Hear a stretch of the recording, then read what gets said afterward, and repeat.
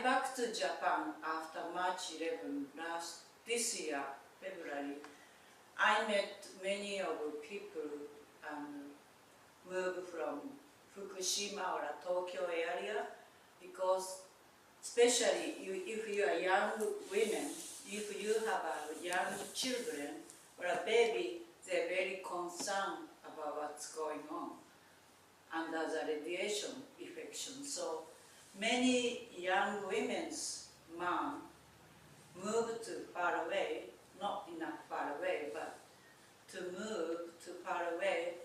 So many of family now is separation going on and many divorce going on, and husband have to stay radiation area because no job.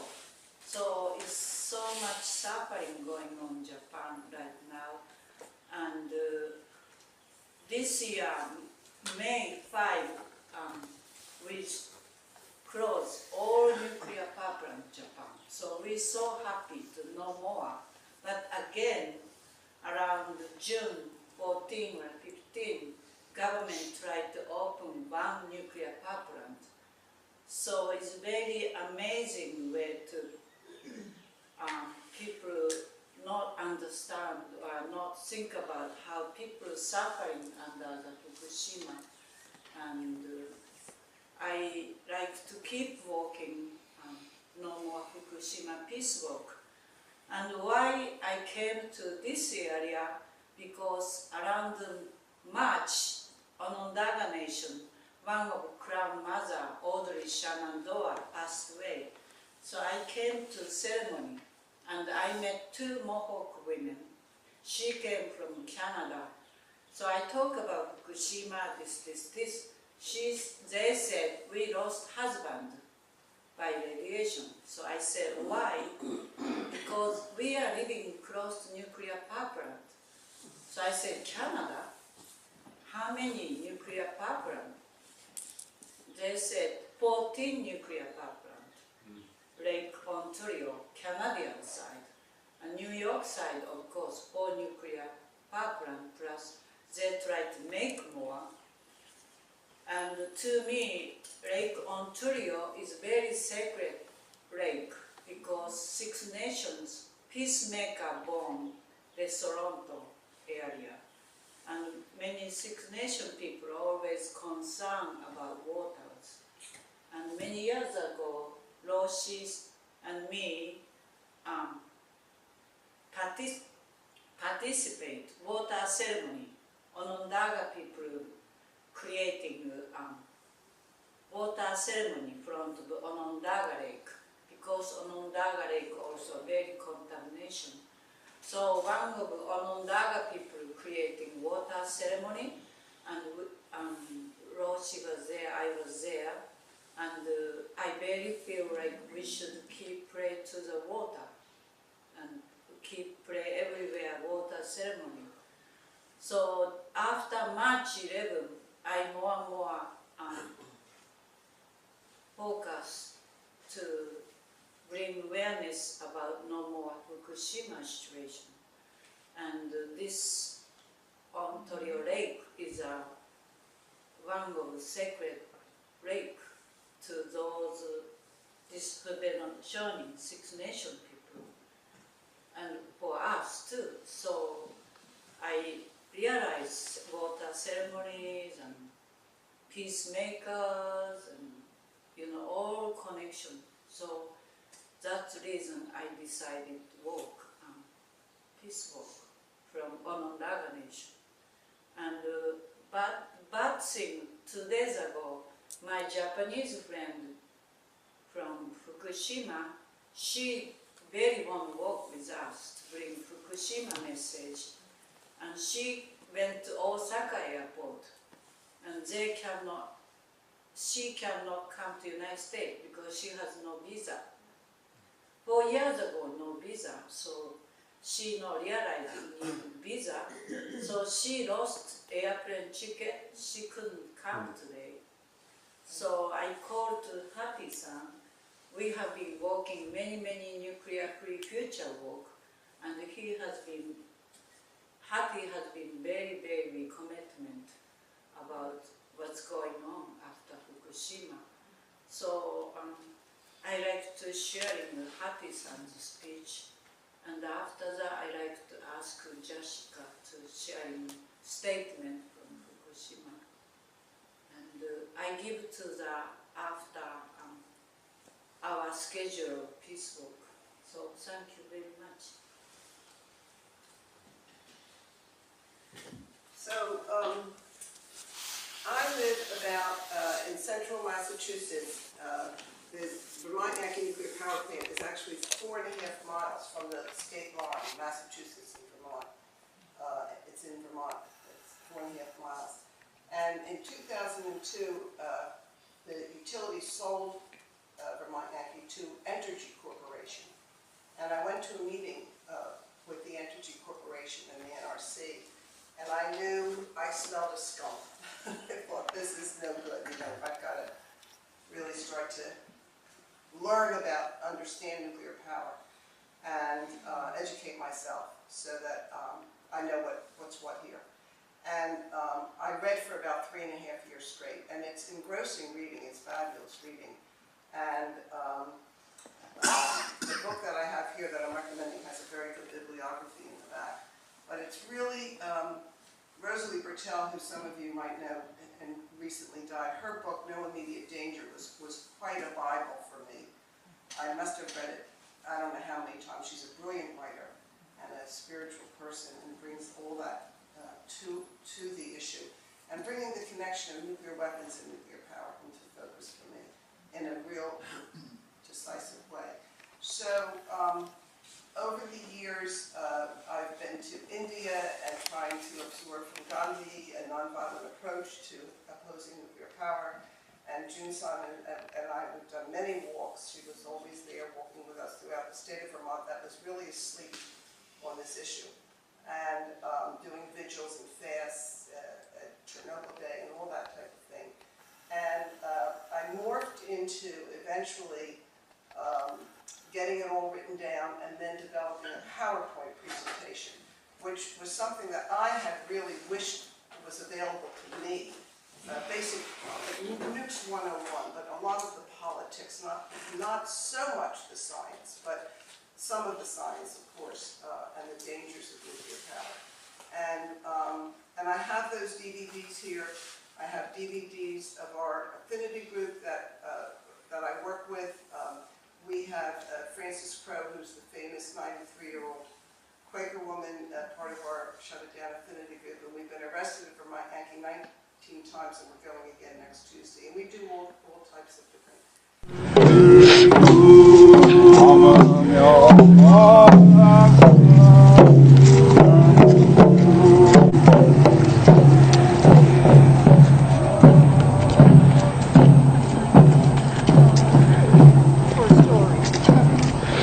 Because the building is still in use.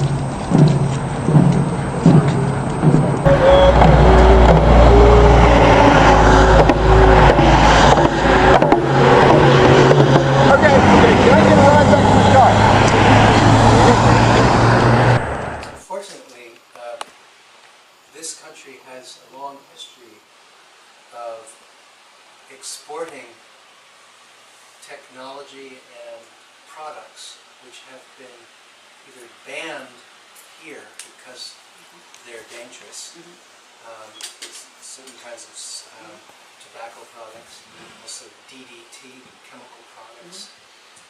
When they become banned here, the corporations that are still anxious to make profits, of course, try to sell them abroad. And I don't know specifically, but I think the same is true with the nuclear industry. Like General Electric, for example, which built the Fukushima plants and which built the one here, and so many here,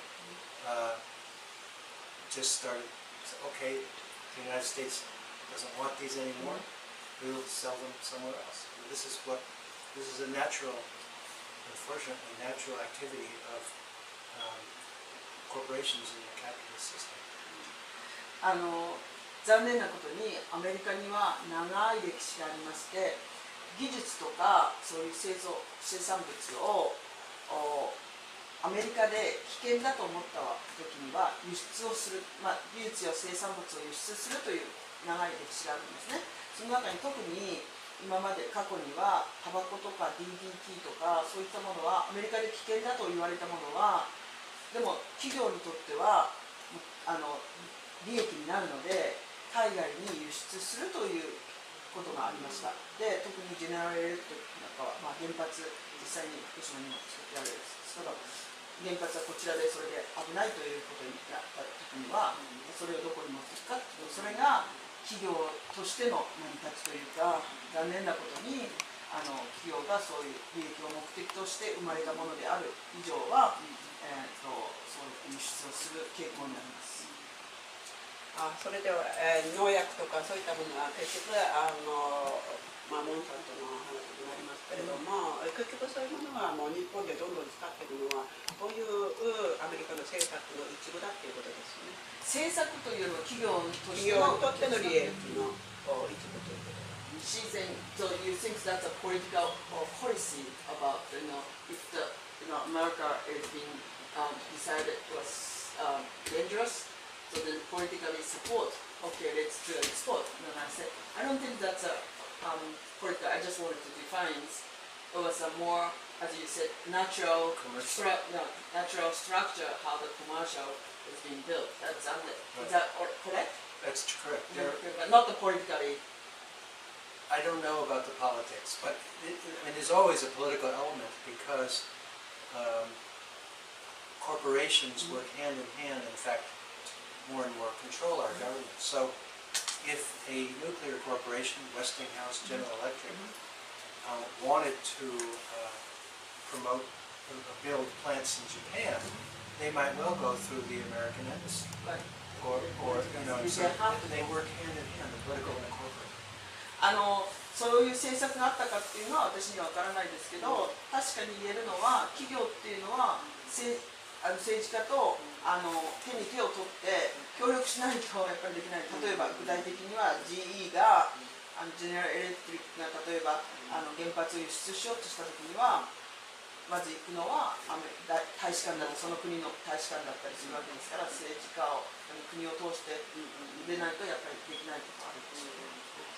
じゃあ政策も一応関わっちゃうと、今回は結局それの最たるもので、その被害を被ったっていうのが、日本と福島なんですけれども、結局その日本と福島が被害を被ったと同時に、今回の場合は被害が拡大して結局アメリカとか国際的に被害を及ぼしている。So that is not we're talking about corporations and policy is they decided to export and that's how we got victimized in Japan and Fukushima, especially Fukushima or Japan. But that the effect is not only stayed destroying only the Fukushima or Japan area, it's radiation all over, it's spreading all over the world. そういう被害を受けるということを分かっているにもかかわらず、その再稼働と原発を輸出するということなんですけれども。Now I'm concerned about because of even the Japanese government knew how we have terribly been affected by this instance, but now they're still trying to export the Japanese nuclear plant to somewhere else. And also to de-operate of the existing nuclear plant. I think corporations major corporations in all these countries, but particularly in the West and Japan, they don't recognize national borders. The whole world is their market, and so the national borders, that's for the people to get concerned about. Their view is much more global in one sense, which ours should be also, as well as local. But so, yeah, I think for sure that I would guess you know more about the Japanese.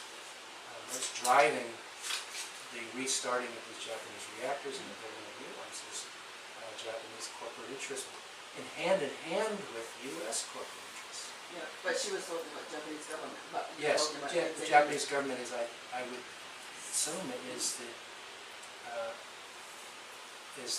tail being wagged by the dog, is that the right expression? the Christian, yes. Which one is it? Anyway, I get Or is the nuclear industry is the tail wagging the Japanese Yes. government as the dog? Yeah. Or we say one country, Japan is, or America is coughing, and then Japan gets catch a cold. Yes, no, but I think they can't, ですね、だから、西山さんは日本の政府と言いますけど、要するに企業がですね、企業の、興味というのはもう国境がないわけですよ。どこででも利益があるところに行くと、そういう美味しい餌のところに行くと。でそれで例えば今回の再稼働、アメリカで再稼働っていうのも結局は日本の企業だけじゃなくてアメリカの企業も潤うと。だからもうみんな手を取り張って自分たちの潤いのことを考えているっていうね。一人が風邪ひいたらくしゃみをしたらこっちが風邪ひくっていうのは日本のことわざですけど、こっちでは他のことわざを用いていますが。結局その企業とその政治家が、例えば戦争にしてもそういう儲け物にしても結局支配する、ということがやっぱり支配しながら自分たちが利益を得る、ということになっていくと思うんですけれども、その支配されているのが今の福島だと思います。So, enterprise, industries, and the politicians, they working hand in hand, but their interests also over the world, but all they care is about benefit and also who is control issues. And who is being controlled now is over the Fukushima. Fukushima people are being controlled by corporations and politicians. That was a reality that we've been facing. 支配者と言ったけれども、支配の犠牲になる人というのはもうほとんどこういう、国際的に、全国民、全人類が支配されていくというそのことの福島は犠牲になった一部と。Fukushima is not only the people who have been victimized or being controlled, ultimately it's been the world citizens all over the world who are being sacrificed and they're eager to control. 私たちはそれに負けないようにこれから国際的に活動していかなきゃならないんですけれども、その中で税金の不払い運動でされてるっていうことなんですけれども、結局それも戦争に使われるのが不条理なことということで、多分税金の不払い運動になっていることなんですが、それをやっていける状況が日本にはないんですけど、そのことに対してちょっとなんていうかそのお考えをお願いします。Okay, so our challenge is also actually fighting those people who want to control. But I see one of your activities, your action, like water tax resisting, it's against those world who wants to control. But it is really difficult to do the same way in Japan. So she'd like to hear about your comment. What do you think about, or any message to Japanese people? We'd like to do the same things, but maybe it has been difficult, more challenging. Their system is different. To me, I have been persuaded by the philosophy or insight that that institutions and people who have power over us would lose that power if enough people refused to cooperate. Cooperation can take many forms. Paying taxes is just one form. Sometimes being silent and not protesting when you know something is wrong, is the most pernicious, dangerous form that probably allows more horrible things to go on than any other kind of cooperation. And it's the easiest kind of thing to do, just keep quiet. Or being inactive and passive. Other forms of cooperation have to do with consuming products produced by oppressive institutions and corporations, or participating in ways that you're expected to participate in patriotic events, for example, or whatever kinds of things be it. But sometimes working in industries or in factories or different kinds of employment that support things we really don't believe in. So I wanted to just brought it beyond just the tax question. To me, non-cooperation, we have to look at what forms of cooperation, and they're different in different countries and different places, for different individuals. What forms of cooperation support the very things, the very institutions that we oppose? Sorry. Okay.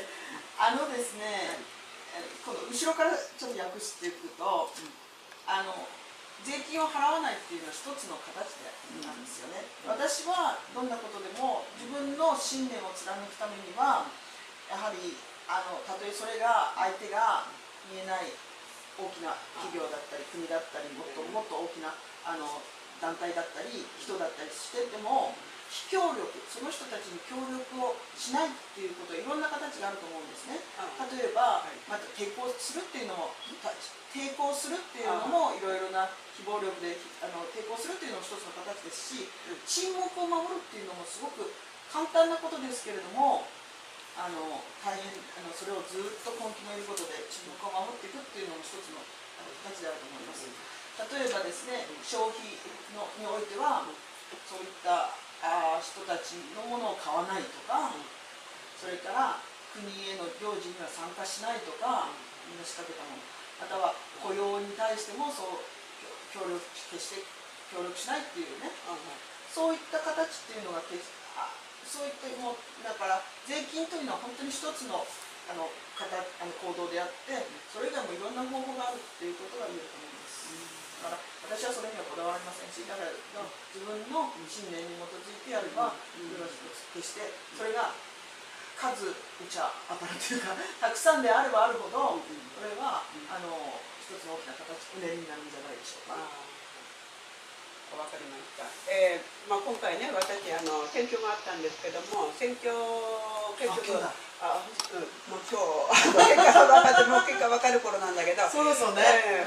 それに不正が行われてるということだと、私はもう行われてること自体がもう参加する理由がないということで参加しませんでしたっていう自分の。Very this moment, right now, July 22nd, and the 21st today, is a national election in Japan, and then right now election in Japan. And that was right now 12 o'clock, so there is a 1 o'clock and they are actually opening a vote and who is winning, because we lost, the LDP won, the conservative won, beat up again, and now they wanted, this is my note, okay, it was not translated, but the LDP, which is conservative like a Republican, conservative, they wanted to have a nuclear plant to be operated and then export. So she believes they did something to do with a vote counter. So she thinks it's gonna happen again today, like this moment.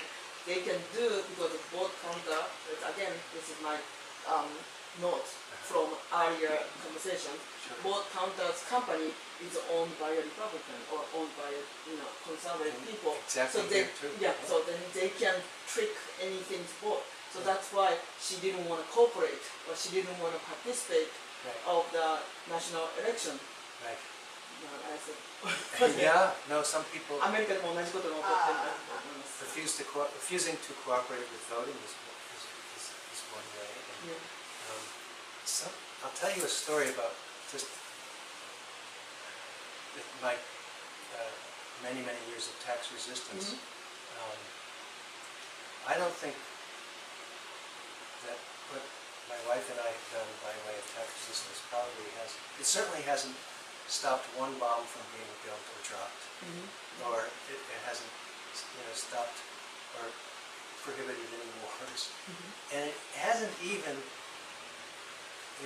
led to many other people doing it. So we do it because as a matter of personal conscience.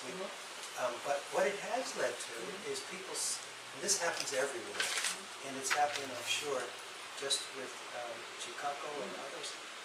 When you see somebody taking what appears to be a courageous or bold action, it makes you think, well, what could I do? It might be something very different. So I know lots of people over the years who say, well, just hearing about what you and Betsy do, or it could be Wally and anything else, there was something in my life that I realized that I really needed to do to be true to my conscience. And maybe that started a whole, ripple that led somewhere. So it's not just that we do it not just because we think we're going to get thousands of people to join us. It's never happened. Maybe someday, maybe in Japan it would be more successful than here. It's here, it's just a tiny little thing. Thank you. そう、一つのエピソードを話しますと、だから選挙、私の友達もそうやって選挙に参加しなかった人もいますし、で私たちの特にとにかく税金不払い運動で、爆弾の一つがね、作るのをやめたぐらいはできますけれども、戦争をそれで止めることはできなかったし、ただ私と私の妻は自分の中の両親に正直に生きたいと願ったわけで、やっぱり、いろんな勇気がいったことでしょうし、勇気もいりましたし、でも自分が何を考えているか、それをやっぱり行動に移したということなんですよ。それが何も私たちとしては多くの不払い人間を増やす税金不払い運動が広がって同じようなことをみんなに同じようなことをやるとは期待していませんでしたが、でもそういった自分の両親に正直に生きるという輪が広がっていくことを願っています。Chicago is a great example of non-cooperation because she speaks out. She speaks on the village council. She says what she thinks, which most people are not doing because you're not. They don't want you to. They expect you to go along and be quiet. And so she's refusing to do that. And so I'm sure she has inspired more people than she knows. ですから例えば近子さん、西山さん自身が本当に良い例だと思いますが、要するに村議でありながらね、議員でありながら、村の議員でありながら流れに乗ればいいのにこうやってみんなの前で話をしてるわけで、それも本当に協力をしなかったという大きなアクションですよね。ご本人が思う以上にその勇気ある行動というのはいろんな人を巻き込んだっていうかに影響を及ぼしたと思いますよって。そうであってほしいと思います。I wish so many people in Spain. 本当にそう思います。それで今税金の話になりましたけど、実は私は汚れた土地にうちがありながら税金固定資産税が来たんですよ。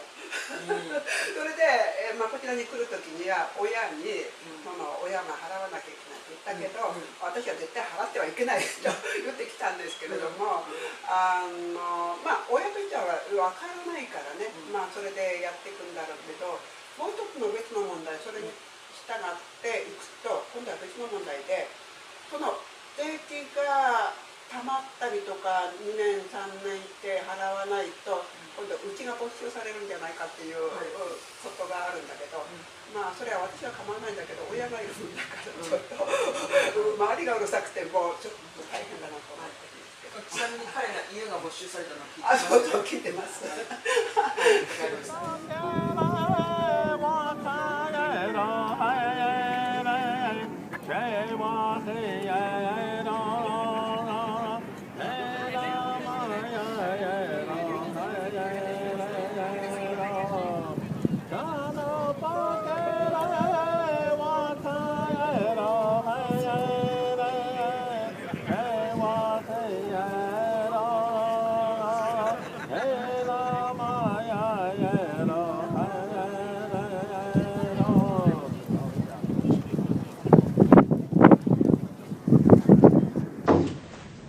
First of all, I'd like to just welcome everyone here.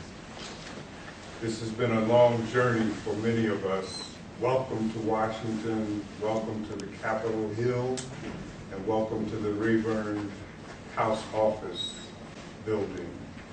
I'd like to extend on behalf of the walk our deep appreciation to representatives from our district in Western Massachusetts who helped us to get this space today. Representative James McGovern, 4th District of Massachusetts. I'm sorry, 2nd District. Okay, chick, you're nervous there.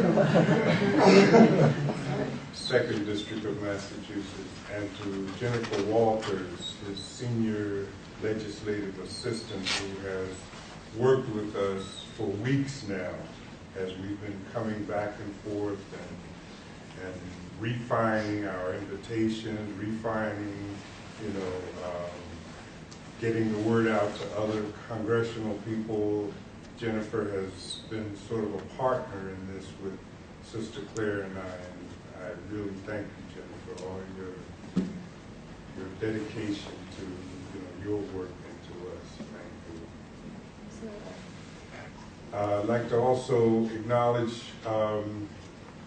representatives from Senator Kennedy's office whom we met, Rachel Goldenberg. We've been in her office and in her presence quite a few times. We have a representative from Representative Jim Gerlach's office of Pennsylvania, Sam Beaver here, and Eric Finns. Welcome to our gathering. This walk for a new spring and walk for Fukushima began for Walk for a New Spring, it started 50 days ago, and for No More Fukushima, it's about 35 days ago. We walked through rain, snow, ice, wind, terrific cold to spread this message of peace and how do we live with, global warming, climate change, the risks of nuclear disasters. It's been a terrific walk. We've, in spite of the weather, in spite of a lot of this, challenges we've had all along the way, we're here today. Many of us have walked just about every step of both of these walks. And we're here, so we really need to give ourselves a hand.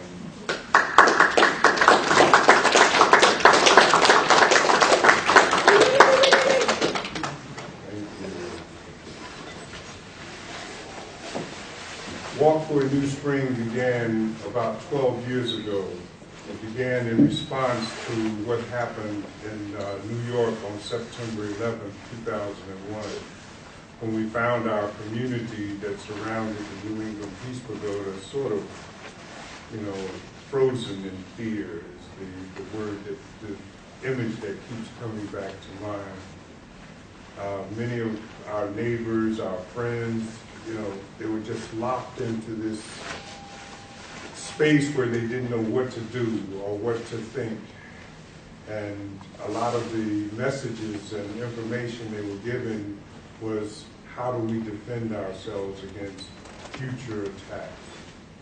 How do we make ourselves more militarily strong so that we can prevent this? And so we at the New England Peace Pagoda, under the leadership of Kata Shonin here, thought that walking and visiting and sharing information, sharing our thoughts would be how we could, respond to this catastrophe. And so began a Walk for a New Spring. This is our 12th year of walking from midwinter to early spring. This is our third time in this 12 years of coming to Washington, D.C. Most of the time it's in the New England area, and often it's just in Massachusetts. But we're finding that over the years, communities are looking forward to our return. They're needing this notion that, you know, when they see us walking down the street, you know, there's this feeling that something is happening, something is going on. And so often I will get phone calls weeks before I've even started organizing, folks asking, are you coming this way this year? And often our walk is dictated on these calls coming in. So we're finding that people are searching for ways of finding peace, of making peace, of creating peace, and we're really happy to be a part of that. Today, because of time constraints and because many of our legislative aides have busy schedules and need to go, we're going to change our schedule around a little bit and ask Charmaine to come and talk about what is going on in her community. Charmaine began our walk with us in Massachusetts. On February 15th, she came and walked with us for the first 10 days. And during those 10 days, she shared the story of what is going on in her community there in the northern plains of the United States. Many communities were just, I mean, this was information that we had no idea was going on. We thought this kind of thing was happening somewhere else. We didn't realize it was happening in our own country, in the place that we call our breadbasket. And so we're so happy that Charmaine was able to not only come back, but to bring other people from her community, from this organization that she's a part of, the Defenders of the Black Hills. And I now invite Charmaine Whiteface to come forward and share her story. Thank you, Charmaine.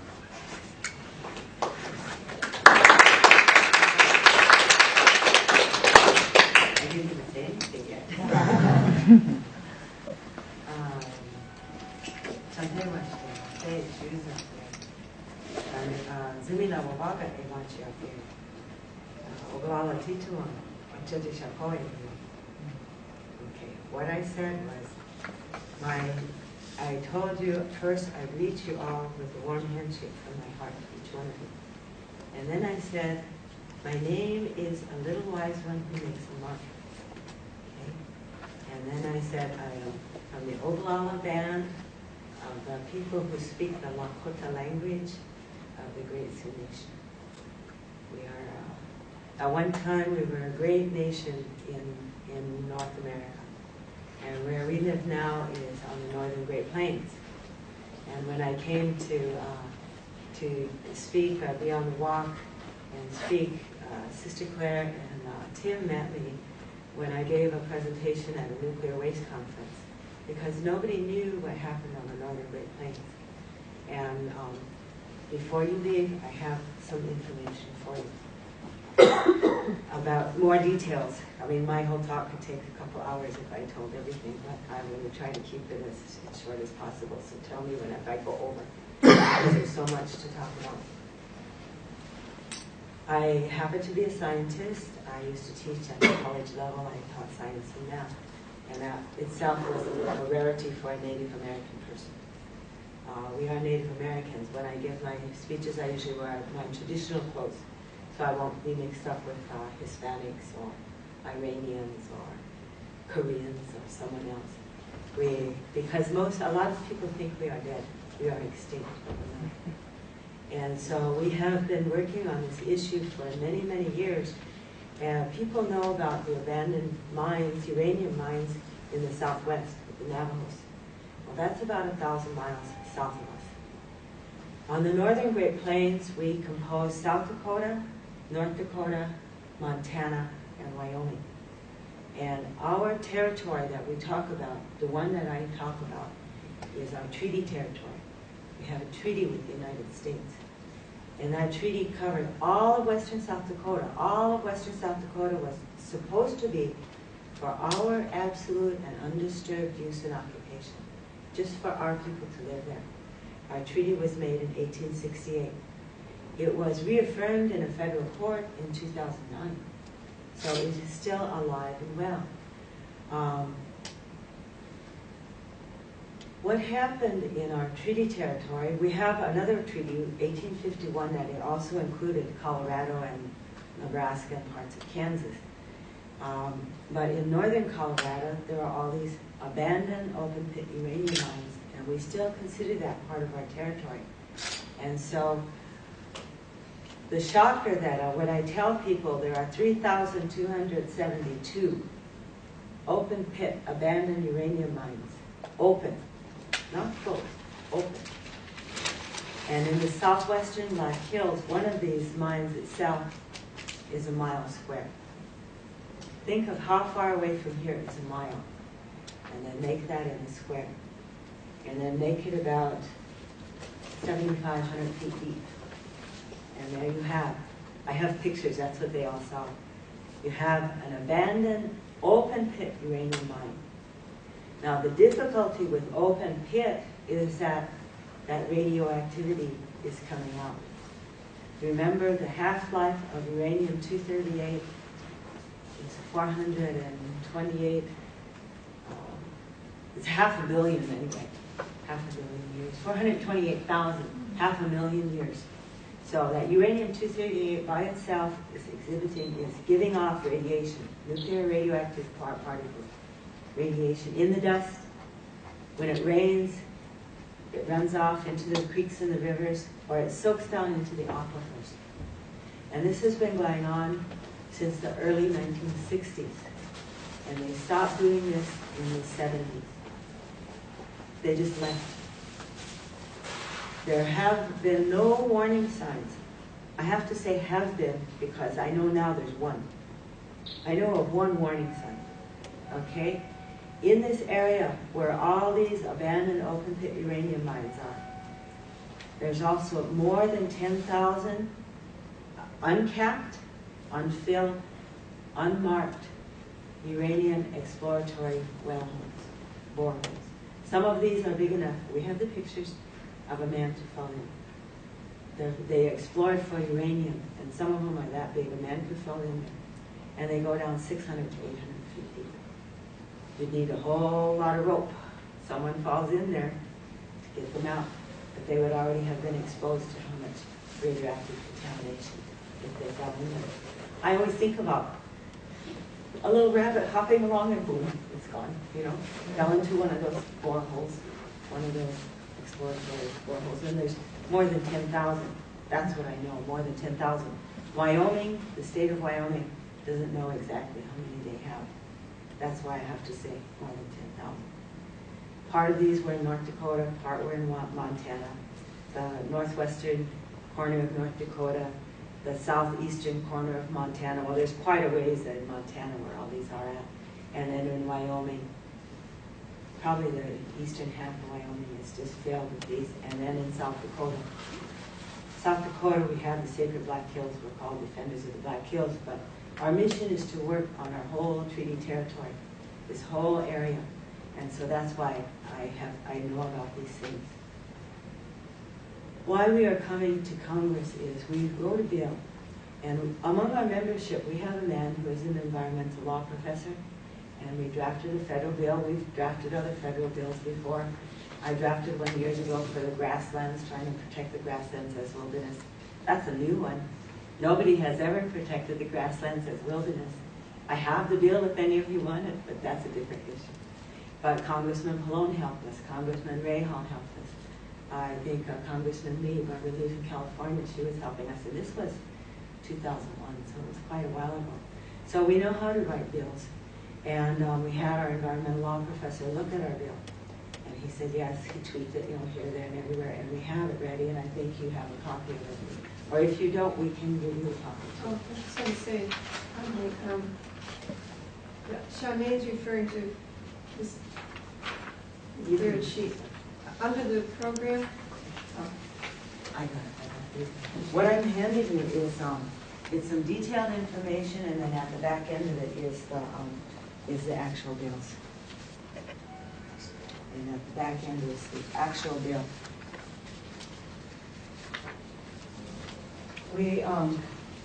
The reason why this bill needs to pass is because when the wind picks up that radioactive dust, it doesn't stop at the Missouri River or end of South Dakota. That radioactive dust is carried in the air, and it's carried over here. And when the rain or the snow, when that picks up, grabs a hold of that radioactive dust, it also brings it over here. So it's covering a lot more of the country and the food supply for all the people than just us, just Native people. We asked the CDC to come in to do a study about the cancer rates. And they said they couldn't come in because South Dakota doesn't have 1 million people. And we've already contacted our congressional people years ago, and they won't help us because it's a pro-uranium mining state. And what we're talking about is there needs to be a cleanup of all these abandoned open pit uranium mines. It's so simple, but they need to be cleaned up. And there are ways possible. There are researchers who have already done this in Germany. So they can be cleaned up. These abandoned open pit uranium mines can be cleaned up. When I was at a nuclear waste conference in Chicago, one of the other people said the Department of Energy still has $10 million left. That was $10 million left that was supposed to have been used for the waste at Yucca Mountain, but then they stopped. They stopped the waste from the nuclear waste from going to Yucca Mountain. So there would be a source already in the Department of Energy.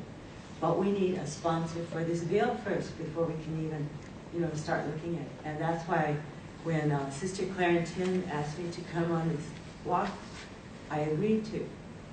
Because more people need to know what is happening in the middle of the United States. What is happening right in the middle, called the breadbasket of the world. Wheat comes out of there, corn comes out of there, a lot of beef, a lot of ranchers. And that beef that's coming out of there, those ranchers, they feed their cattle copper sulfate so they can sell their cattle at market, so that the cattle will keep their brown color or their black color. If they don't, their fur is going to turn out gray, and that's wrong. I just heard on the news yesterday that they want to have more nutrition information on beef. And I was thinking, are they going to put on there how much radioactivity, how much radioactive grass have these beef been eating or drinking the water? Because there's nothing, there's no monitoring of any of this, any of the foodstuffs for radioactivity. And in our area, this is a big area. Massachusetts itself could probably fit in South Dakota at least 20 times. Massachusetts could fit in Milo Reservation once. And we'd still have area left over. Our territory is huge. It's big. But that's all the easier for the wind to pick up those radioactive particles and carry them on the wind or in the snow and carry them over the area, all the whole United States. If the wind comes from the north, it's going to go to the south. If they come from the northwest, which they usually do on the jet stream, it swoops down and then it comes back up over New England, over DC. If we have a storm over there, we know in 3 or 4 days you're going to get it here. It comes that way. So our concern for these abandoned open pit uranium mines is not just for our people. Our people have the highest cancer rate in the nation. We have the statistics. Our people, my nation is dying from radioactive pollution. And the abandoned open pit uranium mines are only one way. There's a lot of other ways that we are being poisoned with radioactive pollution in the middle of the United States. My nation is called the Great Sioux Nation. If we are like the miner's canary for the rest of the country, we're going down with cancer. But it's not going to just affect us, it's going to affect everybody. And so we come here, I feel like a little messenger of doom. I said my name's going to be Charmaine Whiteface, MD. Charmaine Whiteface, messenger of doom pretty soon, So I'm coming here to ask to give you information I can give you so much more information, but this is just only one issue. We need cleanup of those abandoned uranium mines. We need it for the whole nation, the whole country, not just for us, but for the whole country. But we need a sponsor. We need someone to take the opportunity to do something really good and sponsor this bill. If they sponsor this bill, then it will help everybody, not just us, but everybody. And so we need a sponsor, or 2, or 3, or 50, or 100. We need this bill, this little bill that you have, passed by the Congress. So I thank you. I thank you very much for listening. You got to meet a real Indian, not on TV. I brought with me my cousin Pam here, Pam Bluehorse, my sister Jackie Arpan, and my son sitting back there. His name is J.B. Goodhouse. And this is, their relationship to me is how we claim relatives. We claim relatives. Pam is my blood relative. Jackie is my Hunka sister. We claim relationship because this is the kind of relationship we have. I hope someday I can adopt you for my son, adopt you for my son, adopt her for my daughter. Then when we work together in this, because we are relatives, we really are relatives. When I breathe out, you breathe in, you breathe out. We're breathing in each other's breath. We're relatives. So when we finish praying or when we finish a talk like this, we always have a word we say. That means we're all related. We say Mitakuye. Do you have any questions? Do you have any questions? We've got some reading to do. Yes. Oh wait, let me give you. This is our little. This is so you know who Defenders is. And my email address is on the top. This is Defenders, Little Defenders of the Black Hills. We're a little environmental organization. We're combined native and non-native together in this world. Thank you. Thank you very much.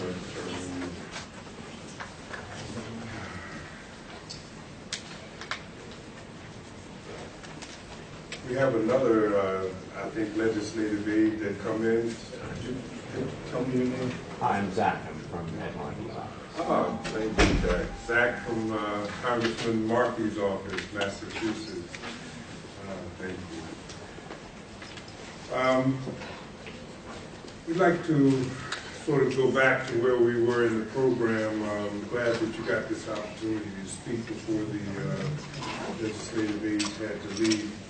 I'd like at this time to call on a young man who has come a long ways to walk with us. And before he came to the walk, he decided to go to the community of Fukushima. In many ways, what happened to Fukushima sort of set the tone for this particular walk. We realized that, you know, these aging nuclear power plants pose a grave risk to our communities. Many of them are past the lifespan that they were originally intended for. And so what happened at Fukushima opened our eyes to what could happen in our own communities. This man, Naoto Hamada, before he came on this walk, he wanted to go to Fukushima and just experience what the folks there were going through. And we are fortunate to have him here tonight, today, and on the walk, because he was able to share with many of us what was going on and how the people were dealing with it. And so I'd like to introduce Naoto Hamada and someone to interpret for him, Michael Mikiba.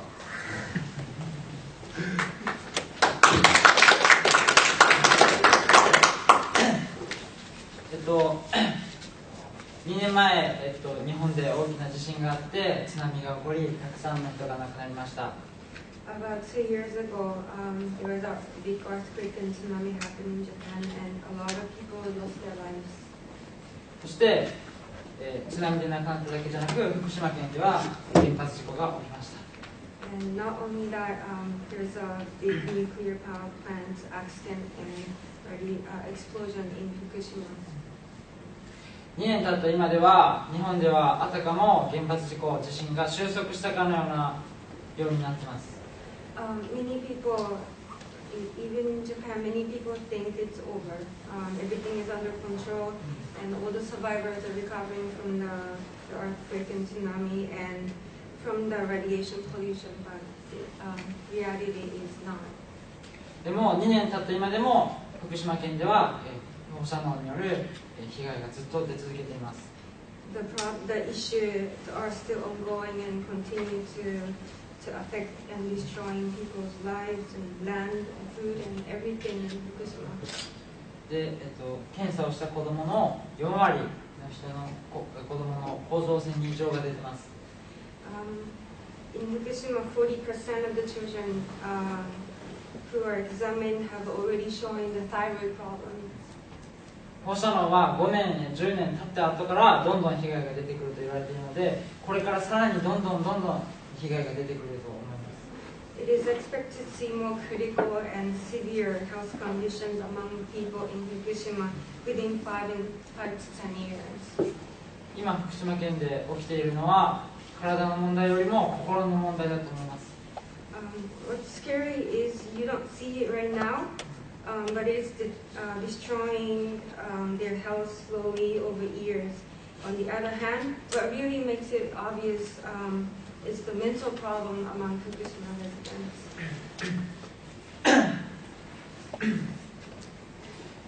今、福島県の人たちはずっと先の見えない不安と戦い続けています。Many people are fighting against the fear of unknown and what's going to happen to their lives and the land. 人々は仕事を失って、自殺をしていく人がたくさんいます。Many people lost their lives, their families, their home, their land, their job, and also hope for living. And in Fukushima, suicide rate is getting really high. そして、考え方の違いで離婚してしまう夫婦がたくさんいます。And because of the fear of and the different opinions within family member and relatives, divorce rate is also skyrocketing in Fukushima. 放射能は体を蝕むだけじゃなく人間関係をも引き裂いていってしまいます。Radiation is not only deteriorating their health, but also their heart, affecting their heart a lot. そんな福島では今でも本当にたくさんの人がそこに住んでいます。In Fukushima, it's believed to have dangerous level of radiation, but besides those government restricted area, a lot of people still live in Fukushima area. 福島県に住んでいる人には2通りの人がいます。I saw about two people, two different kind of people in Fukushima. 一つは、もう放射能や原発のことをほとんど考えることをやめてしまった人。Many people live their lives as if nothing happened. Just in order to move on their lives, they just want to forget what happened and they just want to act nothing is affecting their house. もう一つはそこから福島県から避難したいんだけど何らかの理由があって、そこから逃げられない人。Some other people, they're hoping to evacuate from the area, but they have all entire families there. They have houses, their pets and everything. They can't evacuate for a lot of reasons. その逃げられない理由の一つに福島県の人たちがとても人とのつながりを大切に生きているということがあります。And a lot of people are living with a really strong connection with the family member and the relatives. 人とのコミュニティを大切に生きているから自分だけ避難するということができません。They think their community is very important to their lives, so that even if you want to evacuate, they can't evacuate by themselves. They always think about the community, so a lot of people decided to stay there. 震災以降、福島県の原発はずっと危険な状態が続いています。after the earthquake, the first explosion, number 4 reactor is under really dangerous condition. If any shake happen, then it's gonna explode in a moment. その事故が起きてしまうと、広島に落ちた原爆の約1万5000発分ぐらいの放射能が出るんじゃないかと言っている人もいます。If the number 4 reactor, something happened to the number 4 reactor right now, that's gonna be more than 15,000 more than Hiroshima bombs. それが起きると、もう間違いなく日本はほぼ壊滅進めなくなってしまう。If that happened, I think Japan is gonna be end. That's it. 日本だけでなく世界中に放射能が。And also not only Japan, but it's gonna explode. The radiation is gonna explode to everywhere in the world and affect everybody's health. 日本は地震がとても多い国なので、日本でそれが起きましたが、アメリカの原発でもそれが起きる可能性があると思います。This was happening in Japan because we have a lot of earthquake and tsunami, but also it could happen in anywhere in the world if there is a nuclear power plant.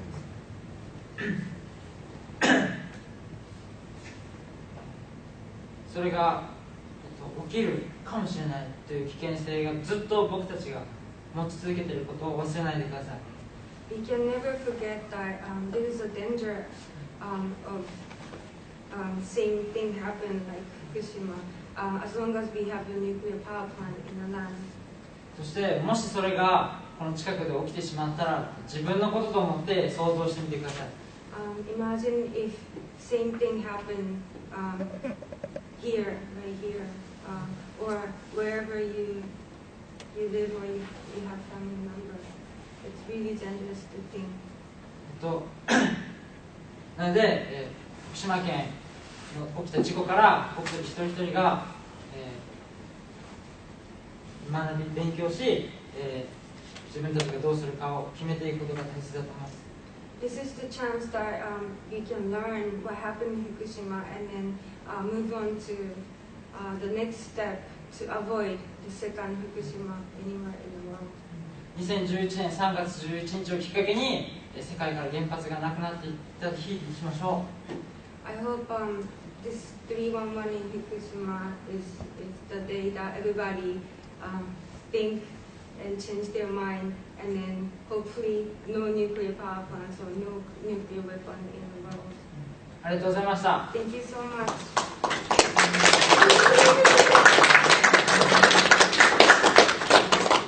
So, in that spirit, it comes to you, into your heart. This is Southern Peace Claim.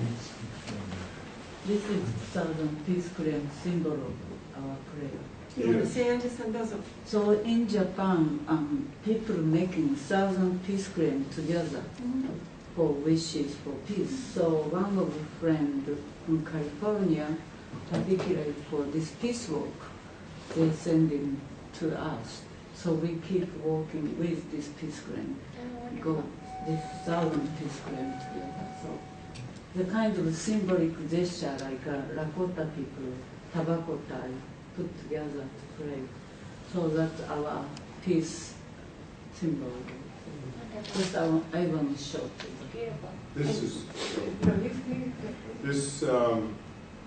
this was actually made to be given to President Obama, and we were going to just take it to the guard station and just give it to them to give to the president, but they are not allowed to take anything. And so we've talked to Jennifer, and she's going to work with us to see if we can, through her office, through Congressman James McGovern's office, to get this to the president. And we have a letter here that we would like to, that is addressed to the president, and along with these cranes. The letter simply explains the cranes and explains the books. Wonderful. Thank you. Thank you.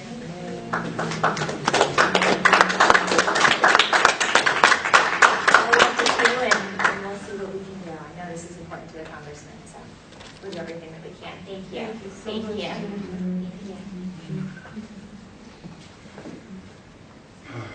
So in conclusion, I think we've been given an opportunity, a real opportunity to make a difference in the world. This opportunity is a gift to us in many ways from the Lakota Nation to be able to help with their survival, because this uranium dust is about survival of their people and ultimately the survival of all of us. And so if we're going to make a change, we're walking for peace, but if we really want to make a change, this is where this change is going to start. And I appreciate and want to thank you again for this gift of this opportunity. Thank you all for being here and being a part of this, sharing of this opportunity.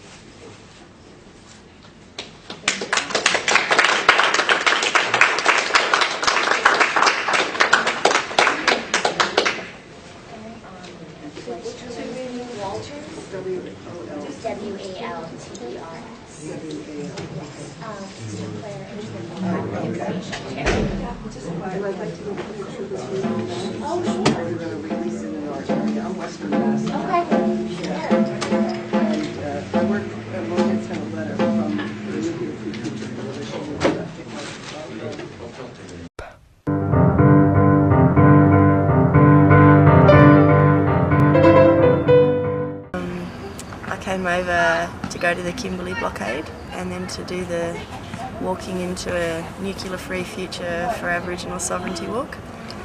And it's been just fabulous, and I didn't really have that expectation, so yeah.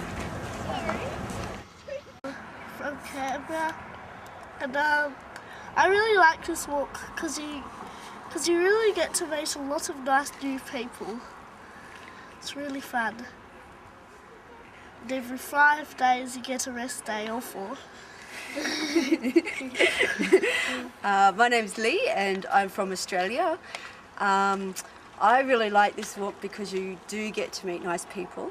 I love it because the people on the walk have amazing experiences around activism and life, and to share the knowledge that we've all had and the experiences we've all. Hi, my name is Vanessa Lynch. I came here from Massachusetts in the United States to do the walk away from uranium mining towards Aboriginal sovereignty, and gotten a chance to meet people from all over the world, activists and Indigenous people who care about their future and the future of their children and who are trying to change the world. And it's been really incredible to walk with these dedicated people, and I think something that's really going to make a difference for the rest of the world.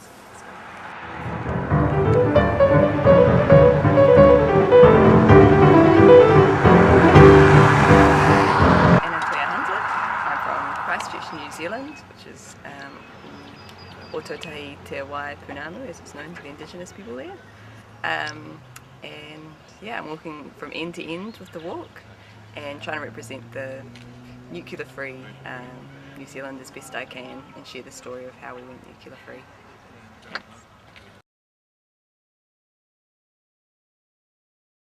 Hi, I'm June Norman. I'm from Friends of the Earth in Brisbane, 6 Degrees group there. And I've come over here to walk from Kalgoorlie to Perth. So I haven't actually started walk yet, but I'll be walking tomorrow, and I'm really looking forward to it. It should be great.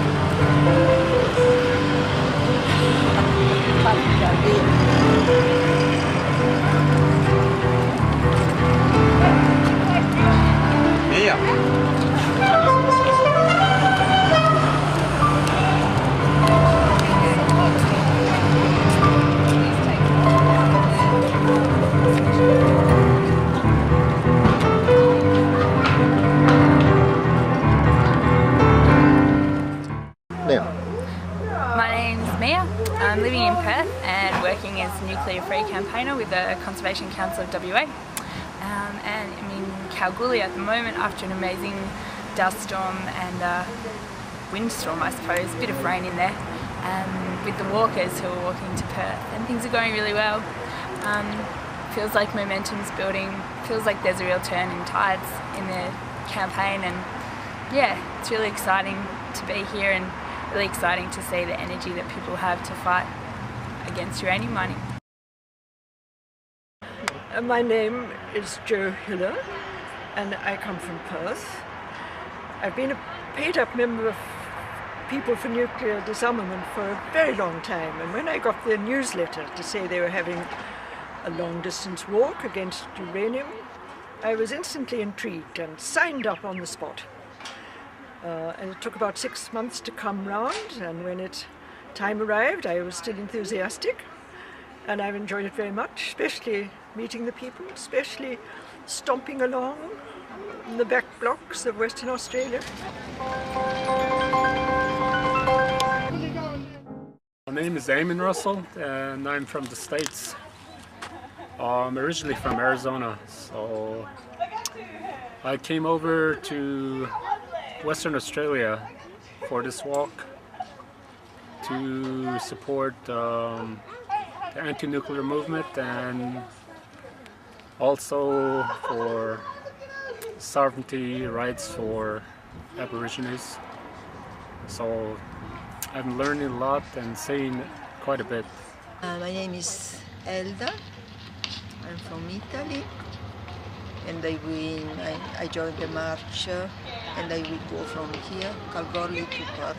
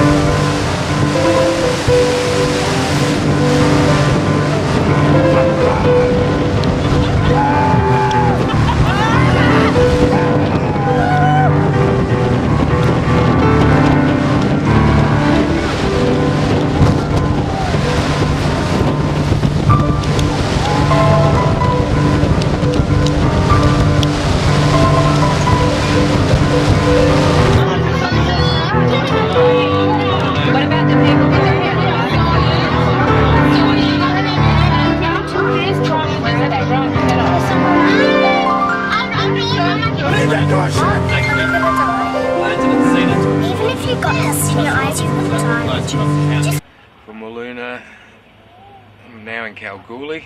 I've got my 3 children, which are Charlie, Wanda and Beau. They're 8 months old, 9 and 6. I came on this walk to try and help stop uranium mining and make people aware of it. Also to take my children away from and go on the walk too, get them involved in it. So far it's been a lot of hard work, a lot of walking, a bit of a struggle now and then, but yeah, I'm still enjoying it, and only 5 weeks to go.